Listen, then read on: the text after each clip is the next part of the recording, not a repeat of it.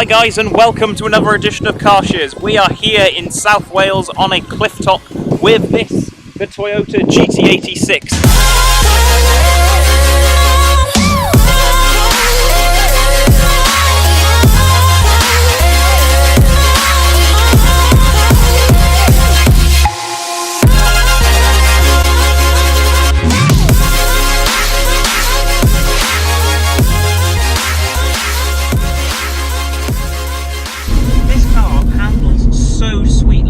So much finesse, it's got so much balance. It's probably one of the nicest handling cars I've ever driven, and it's just so delicate to drive. It's almost like they've done everything. They spent all of their budget, they've not worried about the interior, and they spent all of their budget just getting the handling of this car right, and I respect them for that. I think they've done a cracking job. It's definitely made by people who are aiming at the enthusiasts and just trying to keep those people who like driving happy.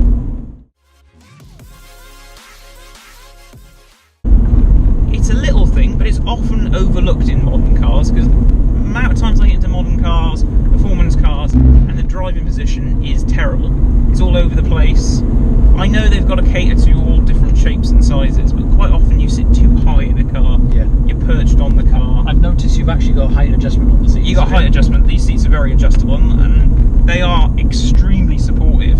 They're extremely hugging, and you sit in the car, you sit low, you feel like you're part of the car, you feel everything through your backside. The seating position, it's lovely, it's great. Well done, Toyota. It's not that expensive to run this car. It'll do... What are we talking? MPG? Like, you're talking like mid-30s to the gallon, you know, and I'm quite enthusiastically driving it, and you can do...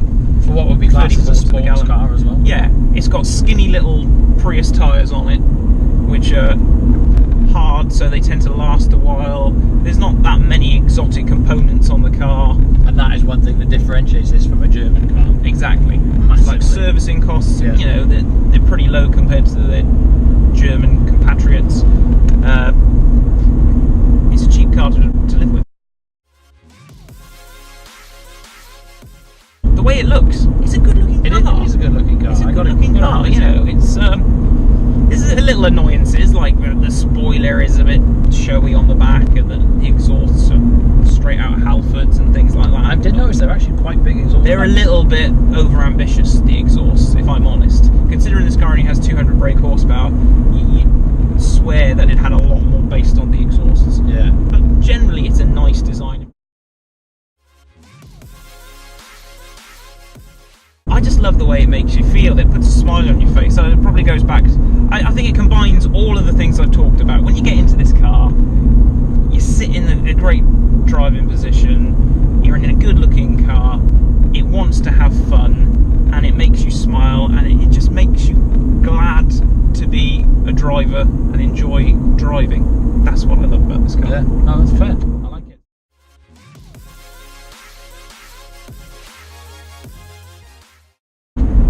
God awful. About the interior? The plastics, they're awful, they're brittle, they're from the mid-90s, they're dark, they're just... If you were spending 26 grand on this car, which is what these cars cost new, I didn't spend that because I got it second hand. I think I would have stopped you if you were going to spend that. But if you were spending that much money on a new car, you'd want it to look and feel better than this does on the inside. I mean, you compare this to any German car, as you well know, yep, and it just doesn't stack up. No, it's awful. Not even close.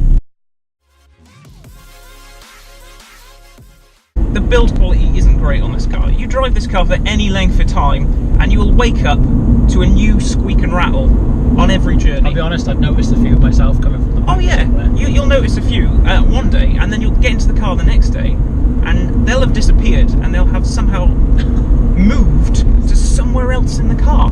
It's like being possessed. This car is possessed with squeaks and rattles. A lot has been mentioned about this, right? And you're probably going to know this already. It's the lack of torque from the engine, or the bizarre way in which the engine has a huge deficit of torque right in the mid-range. Right where a turbo should have been put. Right where you want some torque. The throttle response initially, up to about 2,500, you think, oh, this car's great. It's got a really good throttle response, it's sprightly. And then you get into the mid-range, and then it's like nothing. It's like somebody's put the brakes on, and then you've got to wait what feels like an age until you get up to about 5.5, and then it sort of comes on cam again and remembers that it's an engine and starts pulling. And then you change gear, which is nice. Good gearbox then. Good gearbox. You change gear, and then you're back into that huge torque deficit again, and you've got to start the process all over. The engine doesn't make a nice sound. I'm going to be honest. It doesn't sound great. It sort of sounds hollow, and then when you get to a certain amount of revs, it sort of changes pitch, and then it just sounds like somebody belching. It's like a and you're like, oh, nice impression. Yeah, that's what it sounds like to me. And then you're like, oh, okay, it's about time I change gear now, because it sounds horrendous. Can you think of a fifth thing you hate about this car? Hate? I don't think so. I think 4's probably enough. I think they're already quite big things. I think I'm going to let it off the hook slightly, because I did buy this car. I think I would probably hate it if I'd spent 26 grand on this car. We'll make that the fifth point would be if you were to buy 26 grand for this car. Yeah. Wow. So we've got 5 things that we love, 5 things that we hate, and that is, unless you think of anything else, that is living with a Toyota